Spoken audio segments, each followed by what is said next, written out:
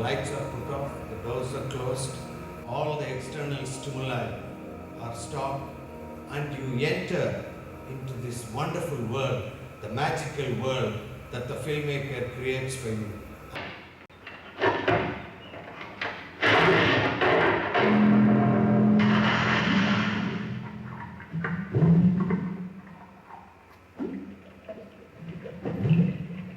At the beginning of Owl Creek, I was talking about the primacy of images in cinema. So we can start from that and ask the question, is just images enough? Does it make good cinema, just the images? What I'd like to say is that you can't use it like a thermometer to find out is it good cinema or bad cinema. But certainly, if we are familiar with the factors, then our response to cinema grows more intense and enjoyable. Our sensibility to cinema gets sharpened. First of all, cinema is not photograph drama. See, in India, what happened? In the beginning, the main entertainment form was drama, company dramas. So when cinema came, they merely photographed these company dramas. There was another reason also. The British government had imposed very strict censorship on Indian producers. So, Indian producers could not handle anything that was political. So they went in for mythology, non-controversial entertainment. This is one reason why Indian cinema is predominantly entertainment-oriented. A film critic, if he wants to say something really, if he wants to rubbish a movie, he will say it's theatrical. It's not that theater is bad, but cinema, which should have its own characteristics, instead of that, it sports the characteristic of another medium. In drama, we enact a scene for the audience. But in cinema, something that is supposed to have taken place is recreated in all its physical reality, as close as it can come to reality, and is presented to you. Like yesterday, Owl Creek, it is supposed to have taken place in 1867, and he tries to recapture. One of the definitions of cinema is recreation of physical reality. So you see that he does a long tracking shot to show the forest, the bridge, and the river, and then he cuts to what is happening on the bridge. So this is recreated. In Indian films, you can very easily see the features of drama. Like those of you who saw the film yesterday, yesterday's film did not have many characteristics of stage, but it did have, in the sense of quite a lot of frontal shots. I'm not saying that we should not watch movies for entertainment. We can. But there is much more to it. But very often, both in our approach and in filmmaking, we have remained at the rudimentary level. To me, Tamil cinema and a lot of Indian cinema, they all look like a major medium stunted in growth and frozen in that stage. I asked a friend of mine, a film scholar, he said, how will you define a good movie? And he thought for a moment and said, if even 1 foot of that movie is irrelevant, then it's not a good movie. In other words, every foot of the movie should have a bearing on the main theme that the filmmaker is trying to say. And the filmmaker packs in so much into a movie to go to this main theme. Very often the main string can be something that adds to the beauty of the movie. Pather Panjali you must have all seen. In Pather Panjali, hair, human hair, constantly you will see it on the screen, beautifully shown. Cinema is a medium that uses three elements. One is the visual, images, the other is sound, and these two are strung together by various devices of joining them. The second feature I told you about sound. The sound, of course, can be spoken words, it can be background music, it can be environmental noises, like the bird that calls here. If we were to film this, then the bird call will be there, because there are trees there and there are birds. So it will bring you much closer to physical reality. Sound, spoken sound, environmental noises, and music. Now, sound is one of the elements that is most misused and understood in Indian cinema. The good filmmakers, serious filmmakers, they will use music very sparingly, like you underline or you highlight a sentence, or you enhance the visuals, or you make it more evocative by bringing in music. Yesterday's film, Tamil film, was a good example of wrong use of sound. All the time he was dinning in the soundtrack. Silence is a very important element of sound. So, and I talked about editing also. See, a film is made into small bits, but these are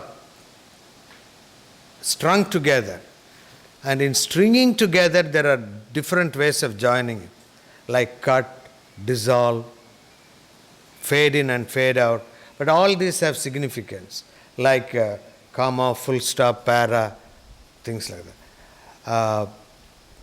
For example, in the yesterday's film, the image dissolves, the incident at Owl Creek dissolves and another image comes. It's a different point in time.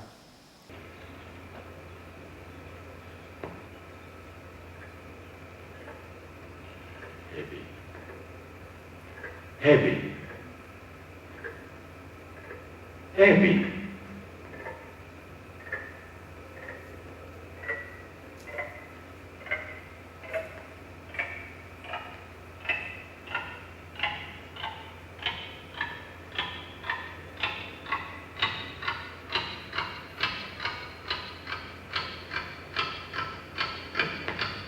Take his watch.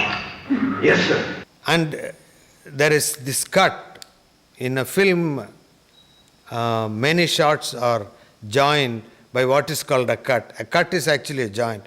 It's like the batting of our eyelid. We see different scenes and we bat our eyelids, but you don't notice it. You don't notice that, you're not aware that you're batting your eyelid. Similarly, when you watch a movie, you don't see the cut.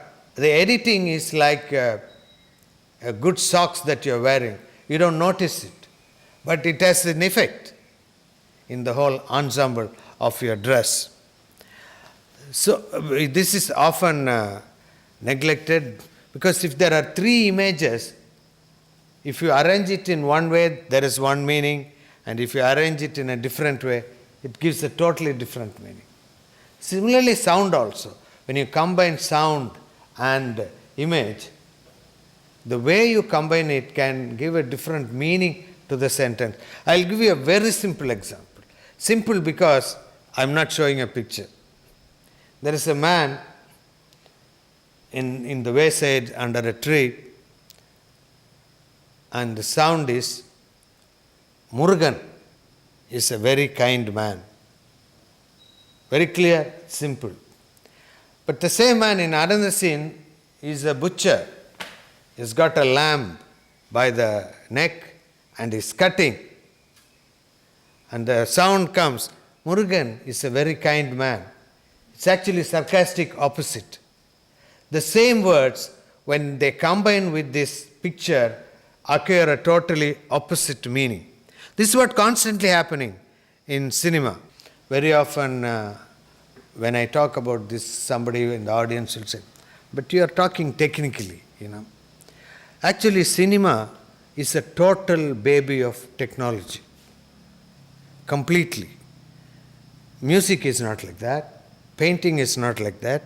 All our traditional arts are not like that. But this is a completely product of technology. So we have to talk in terms of that when you discuss it. For example, when you are talking about a painting, we will talk about color, we'll talk about form, we'll talk about tone. You are talking in terms of painting. Similarly, cinema, we have to talk in terms of cinema, in terms of its essentials, in terms of its core competence. Good cinema is based on the same principles. One morning you are standing in front of your house and having a cup of tea, and you see somebody coming at a distance. And then when he gets closer to you, oh, you think it's your friend. And he comes still closer. Of course, it's my friend, so and so. And he comes very close, and you find he's wearing a small plaster because he has cut himself while shaving that morning. In film, the same sequence will be followed, but only thing is it's done very quickly. Long shot, mid shot, close up, extreme close.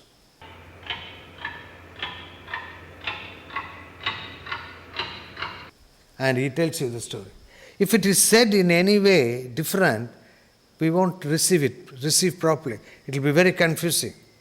That's why to watch a good movie and to respond to it, one need not be an intellectual or very intelligent. This has been proved repeatedly. Overhead shot is always used to show loneliness. For yesterday's film, Incident at Owl Creek, the man is trying to escape, and it's all overhead shots, you know. And these fellows from the height is there firing at him. If you take great filmmakers like in India, Aravindan, and in other countries like Fellini, they use these languages in a very, very unique way. They use certain images to create effect. Aravindan made a movie called Esthapan. Esthapan means Stephen. So the last scene is waves hitting against a rock.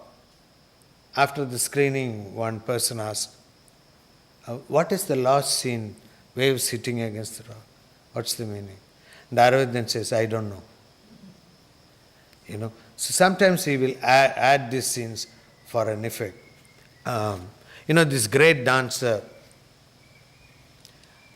Pavlova, she made a brilliant dance, and at the end of it, one press fellow came and asked her, what is the meaning of the last move you made? She said, my dear man, if I could tell you, I wouldn't have danced. This is true of film also. The images go beyond words because we cannot explain everything by words.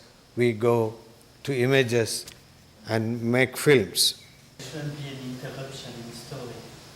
In Incident at Owl Creek, at one point there is almost an interruption when he's getting out of the river and there is a sound and he's looking at the nature.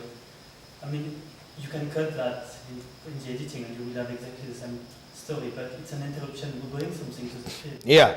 The points that I made in defining a good cinema are basic elementary principles. Any great filmmaker or every great filmmaker will violate this at one point or other. But they will violate it by being familiar with that rule. Probably he deliberately wants to distance you from what is happening. Godard's La Petite Soldat, if you see, it's a lot of conversation. But Godard knows the importance of image and importance of. Sometimes he will suppress it. Like if you see Hamlet, Sir Laurence Olivier, he speaks this great passage of Shakespeare, to be or not to be. But there is a great balance between the visual and the words. It's a film. So the filmmaker makes sure that one doesn't dominate the other. If you see Meera, for example, what kind of a movie is Meera? It's only the songs, yeah. In fact, classical musicians, all of them were in cinema at one point. And they brought a certain respectability to cinema. But they came to cinema for money, nothing else. Rukmini Arundel danced in a film. Yes, of course. Desingu Raja. Desingu Raja. She does a court dance. But later they will all deny that.